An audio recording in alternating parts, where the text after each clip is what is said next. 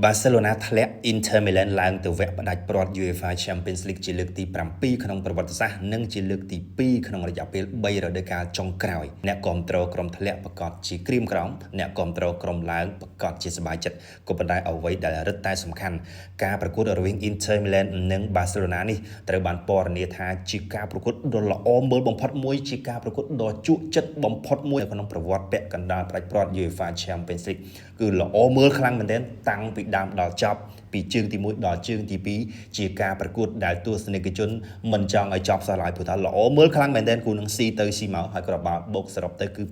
7-6ជើងទី1 3-3ជើងទី2 4-3 Inter Milan បង្វឹកដោយលោក Simone Inzaghi នាំមុខ 2-0 មុនទាំងពីរជើង Barcelona តាមស្មើហើយនៅក្នុងជើងទី2នេះបេតានឹងឈ្នះទៅហើយនាទី8ក្រាស់ទៅហើយនាំមុខ 3-2 ប្របាល់ទី3ក្នុងនាទី87ដោយ Rafinha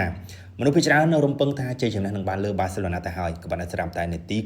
90+3ខ្សែកាពីវ័យ37ឆ្នាំ Acerbi រកបានគ្រាប់បាល់ដំបូងរបស់គេក្នុងពីអឺរ៉ុបជួយ Inter តាមស្មើថែមមក15នាទី2ដងនាទី99កីឡាករ Frattesi បានរកគ្រាប់ជ័យជំនះសម្រាប់ Inter Milan ធ្វើឲ្យអ្នកគាំទ្រនៅកីឡដ្ឋាន San Siro ផ្ទាល់ជាង 70000 នាក់របស់ Inter Milan ហូរកាញ់ជ្រាវកុកក្រៅកីឡដ្ឋានតែម្ដងពេលនេះ Inter Milan កំពុងរងចាំអ្នកឈ្នះយប់នេះរវាង PSG និង Arsenal នរណាឡើងនឹងទៅប៉ះ Inter Milan ក្នុងវគ្គផ្ដាច់ព្រ័ត្រ UEFA Champions League 2024-2025 ថ្ងៃទី31ខែឧសភាកាលពីជើងទី1 PSG ឈ្នះ 1-0 នៅទឹកដី Arsenal កីឡាករ Declan Rice បាននិយាយថាយប់នេះ Arsenal ដើម្បីអាចផ្លាស់ប្ដូរស្ថានភាពបានត្រូវការឱកាសធំឱកាសល្អ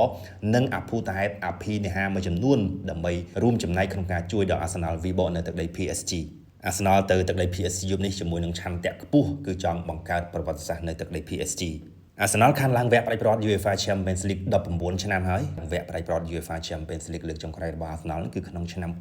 2006ដែលកាលនោះបានចាញ់ Barcelona ក្នុងវគ្គផ្ដាច់ព្រ័ត្រReal Madrid កំពុងតែស្វែងរកវិធីដើម្បីចរចាយកឲ្យបាន Trent Alexander-Arnold ចូលរួមក្លឹបជាផ្លូវការទាន់ការប្រកួត FIFA Club World Cup នៅអាមេរិក Arnold វ័យ26ឆ្នាំបានប្រកាសរួចហើយថានឹងចាក់ចេញពី Liverpool ហើយត្រូវបានរំពឹងថានឹងចូលរួម Real Madrid ប៉ុន្តែសំខាន់គឺពេលវេលាពីព្រោះកិច្ចសន្យាដែលនៅសល់ជាមួយនឹង Liverpool នឹងដល់ថ្ងៃទី30មិថុនាចំណែកពាន FIFA Club World Cup 2025នឹងចាប់ផ្ដើម16ថ្ងៃមុនចប់កិច្ចសន្យារវាង Arnold និង Liverpool អញ្ចឹង Real Madrid កំពុងតែស្វែងរកវិធីដើម្បីចរចាជាមួយ Liverpool ឲ្យព្រមបញ្ចប់កុងត្រារបស់ Arnold មុនព្រឹត្តិការណ៍ FIFA Club World Cup ចាប់ផ្ដើមដើម្បីឲ្យ Arnold អាចមកចូលលេងឲ្យ Real Madrid បានទាន់ពេលនៃការប្រកួត Club World Cup នៅអាមេរិកហ្នឹងហើយ Real Madrid កំពុងត្រូវបានដឹងថាកំពុងពិចារណាផ្ដល់ប្រាក់ចំនួន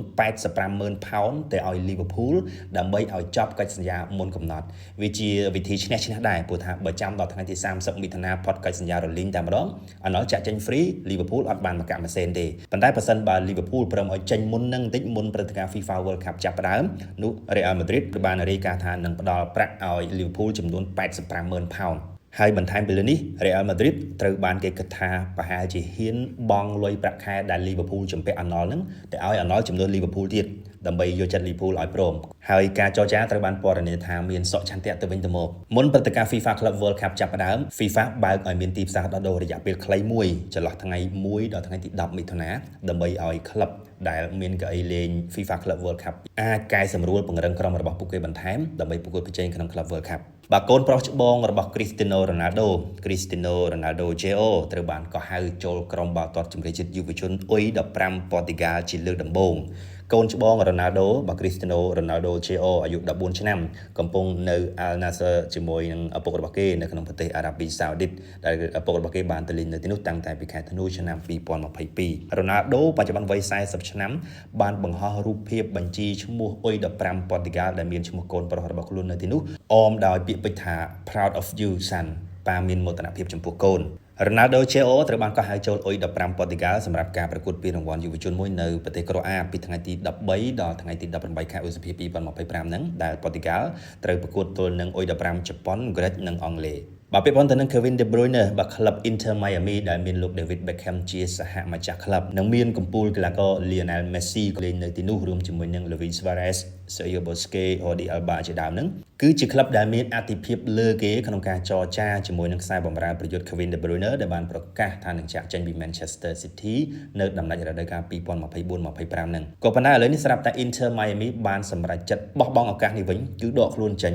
ដែលជាការវែកផ្លូវឲ្យក្លឹបមួយទៀតនៅលីកអាមេរិកគឺ Chicago Fire ស្ថិតនៅលើគេវិញក្នុងបញ្ជីអាទិភាពដើម្បីចរចាជាមួយនឹង Kevin De Bruyne ក្នុងករណីខ្សែបម្រើប្រយុទ្ធ Belgium វ័យ33ឆ្នាំរំនេះចង់ផ្លាស់ទៅលីកអាមេរិកប្រភពជិតស្និទ្ធនឹង Kevin De Bruyne បាននិយាយថាភ្នាក់ងាររបស់ De Bruyne នឹងធ្វើដំណើរទៅជួបជជែកចរចាជាមួយនឹងភាគីក្លឹប Chicago Fire ដែលកំពុងស្ថិតនៅលេខទី11នៅភូមិភាគ Eastern Conference នៃក្របខ័ណ្ឌ Major League Soccer